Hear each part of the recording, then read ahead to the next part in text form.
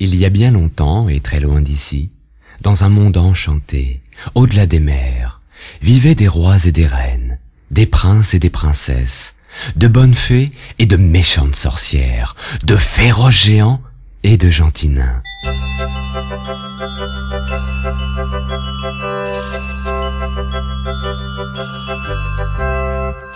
Ouvre ton album, écoute bien et rejoins toi aussi le monde magique d'Il était une fois.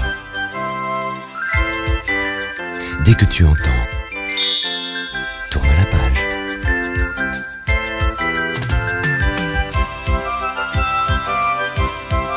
Le petit soldat de plomb.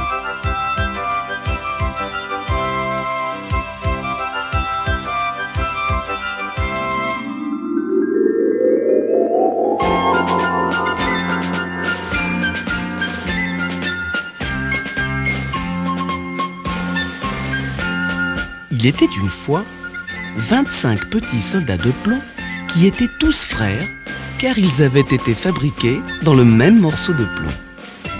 Ils arboraient tous le même uniforme, bleu, blanc, rouge. Et chacun d'eux portait à l'épaule gauche un fusil à baïonnette. Le marchand de jouets qui les avait fabriqués les avait rangés dans un joli coffret en bois sur une des étagères de son magasin. Les petits soldats de plomb restèrent pendant des mois dans le coffret, serrés comme des sardines, jusqu'au jour où un client entra dans la boutique et les acheta. « Voilà un beau cadeau d'anniversaire pour mon fils !» s'exclama le père de famille, réjoui à l'idée de faire plaisir à son petit garçon. Dès qu'il eut la boîte entre les mains, le petit garçon la secoua pour tenter de deviner ce qu'il y avait dedans. En l'ouvrant, il fit un bond de joie et s'écria en frappant dans les mains. « Chic alors, quelle chance, des soldats de plomb! Oh merci papa !»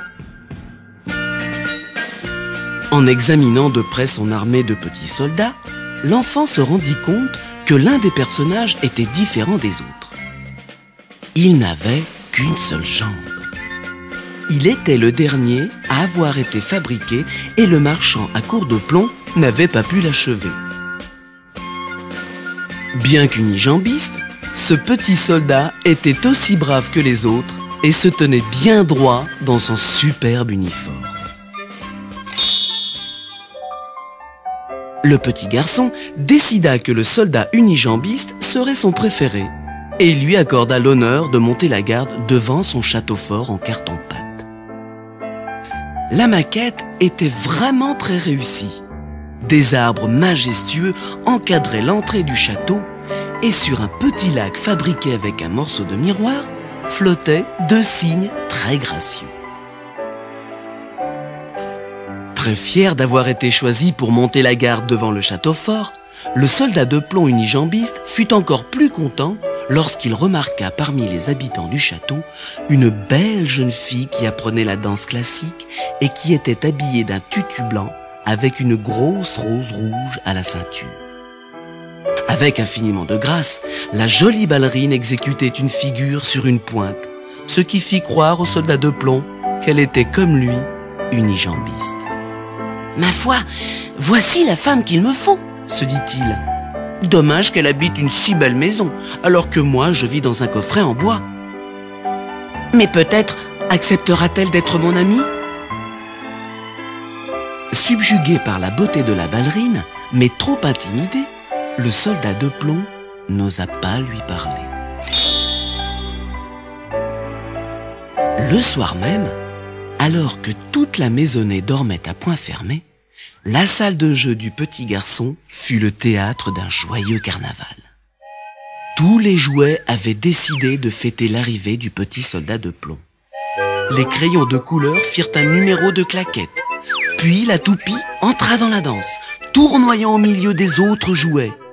Ne voulant pas être en reste, la souris mécanique se lança à toute vitesse sur le parquet. Tous les jouets furent de la fête, y compris les poupées en porcelaine qui passèrent la nuit sur la balançoire avec leur ami le clown. Indifférents au chahut général, la jolie ballerine et le soldat de plomb restaient immobiles devant le château.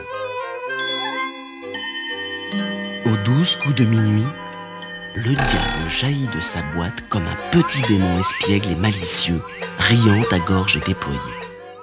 L'acrobate fit la pirouette et la trompette se mit à claironner. « Petit soldat de plomb, tu regardes trop la ballerine !» cria le diable. « Mais rira bien qui rira le dernier !» Le soldat de plomb fit semblant de ne pas entendre et continua à monter la garde. « Attention à toi !»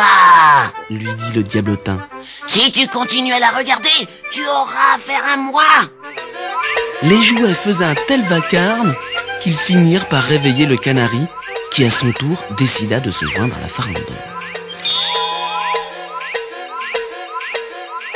Au lever du soleil, les jouets regagnèrent sagement leurs coffrets respectifs et le canari sa cage. La pièce avait retrouvé son calme habituel lorsque le petit garçon s'éveilla. Il se précipita aussitôt vers le soldat de plomb unijambiste pour l'entraîner vers de nouvelles aventures. Il le plaça sur le rebord de la fenêtre de manière à ce qu'il garde la maison. Ce matin-là, il y avait beaucoup de vent et la fenêtre se referma d'un coup sec, projetant le soldat de plomb dans l'herbe du jardin.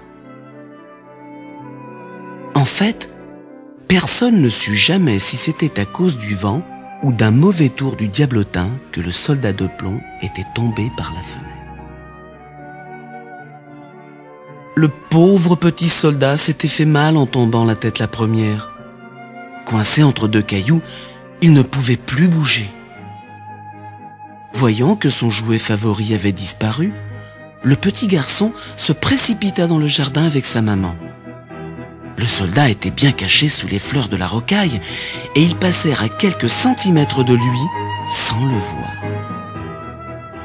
Très malheureux qu'on ne le retrouve pas, le soldat de plomb aurait bien aimé crier qu'il était là.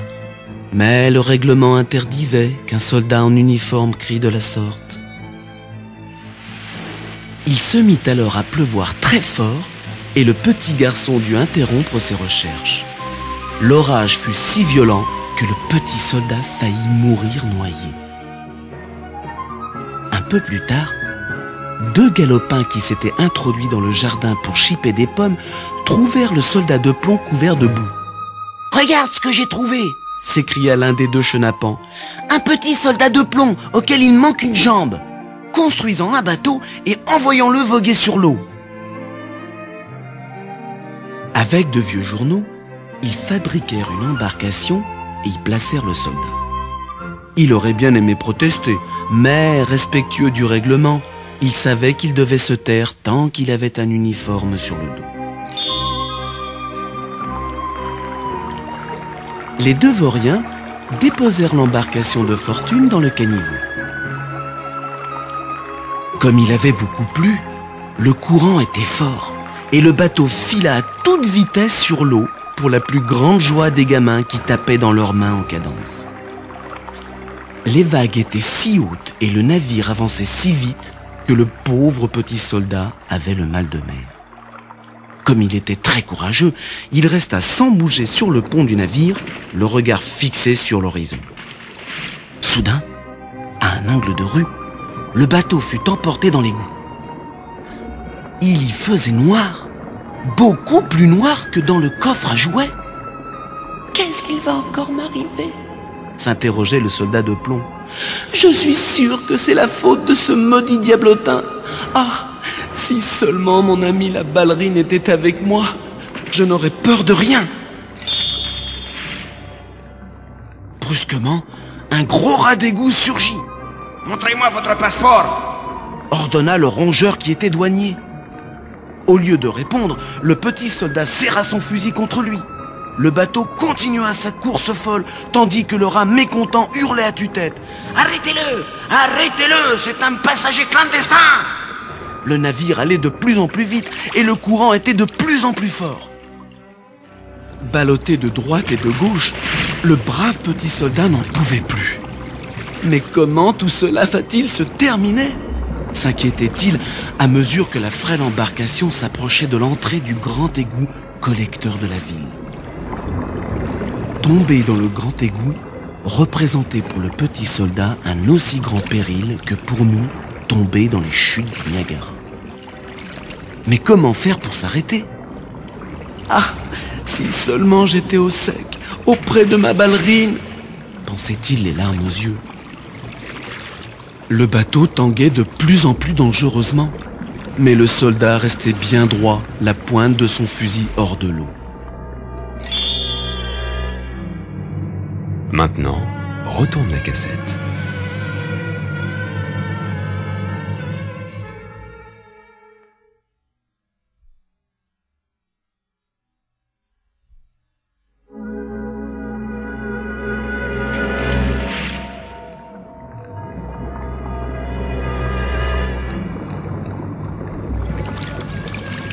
Puis, subitement, blou, blou, blou, il fut aspiré dans le grand égout. Sous les yeux médusés du radouanier, le navire s'enfonça dans les flots furieux, entraîné par le courant au milieu des bouteilles et des boîtes de conserve. Tel un capitaine courageux, le petit soldat essaya en vain de maintenir le cap du navire qui se dirigeait inexorablement vers les eaux glauques du Grand Canal. La situation était désespérée. Le navire se mit à tournoyer sur lui-même comme une toupie et l'eau l'envahit de toutes parts. Le soldat se rendit compte que le navire allait chavirer. « Il n'y a plus rien à faire, nous coulons !» soupira-t-il désespéré.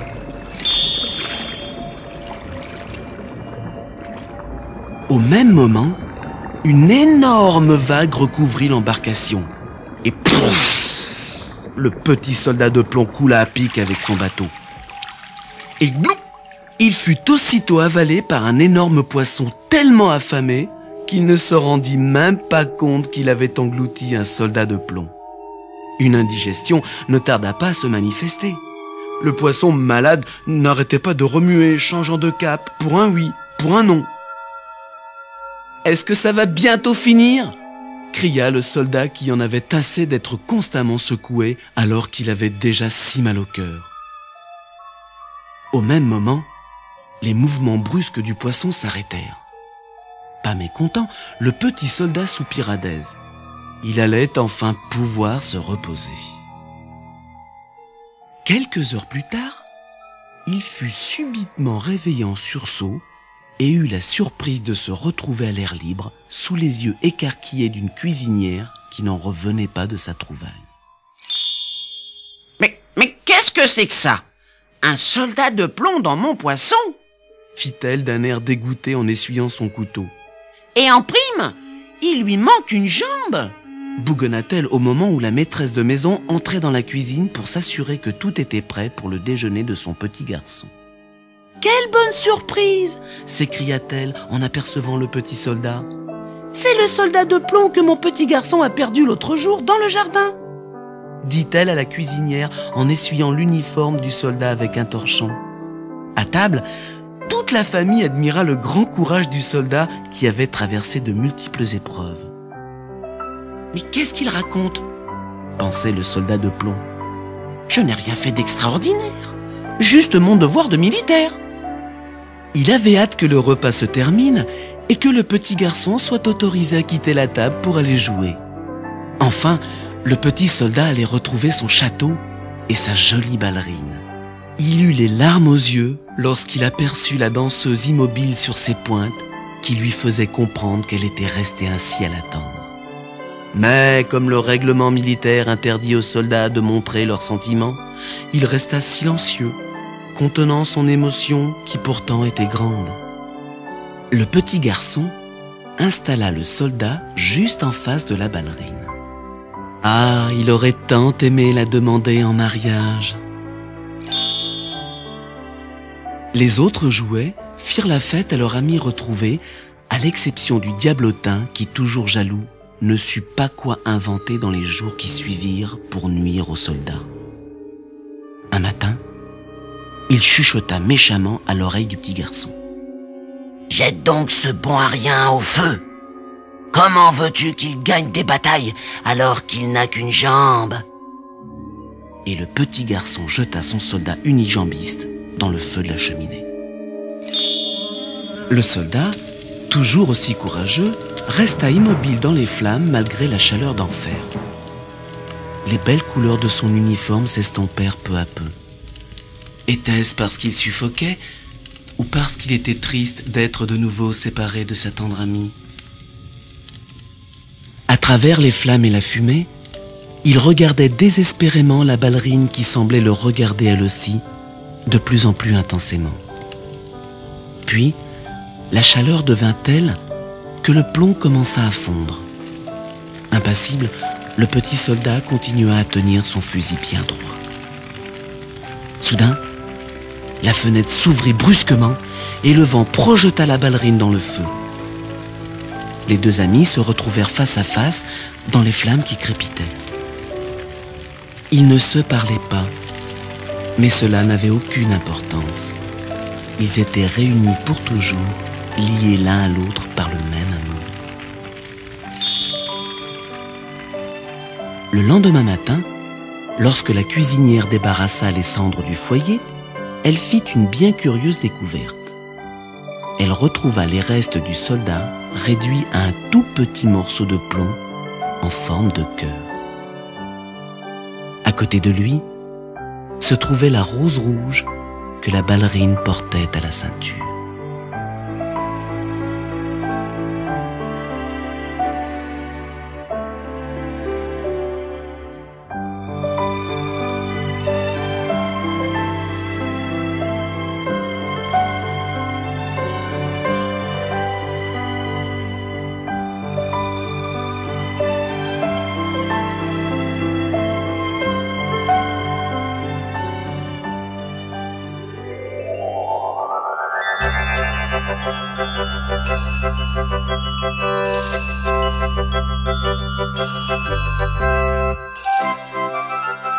N'oublie pas ton prochain rendez-vous avec Il était une fois. Tu découvriras l'histoire extraordinaire de Cendrillon.